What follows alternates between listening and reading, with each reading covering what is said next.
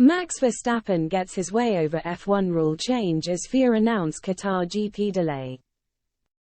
Max Verstappen's demands for changes to be made ahead of the Qatar Grand Prix have been granted after the FIA announced a series of modifications, including a 20-minute delay to the sprint shootout session, on Saturday.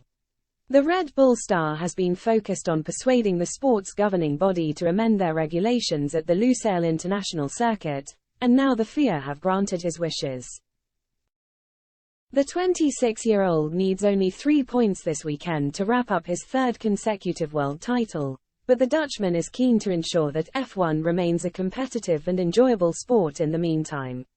Verstappen has consistently led calls for changes to be made to how track limits infractions were judged after several drivers had lap times deleted in Friday's qualifying session.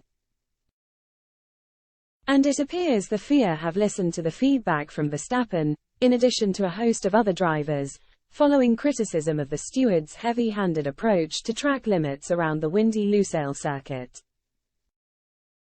In a statement released on Saturday morning, the FIA said they would be taking a more lenient approach to track limits violations at turns 12 and 13 following their analysis of tyre wear and damage. In addition, drivers will receive a 10-minute session to adapt to the new changes of the track layout, and as a result, the sprint shootout session will now start 20 minutes later than initially scheduled. It read, following the standard analysis of tyres used during free practice 1 yesterday, in which tyres that have been used for approximately 20 laps are examined by Pirelli to check various safety parameters, a separation in the sidewall between the topping compound and the carcass cords on many of tyres that were checked was discovered.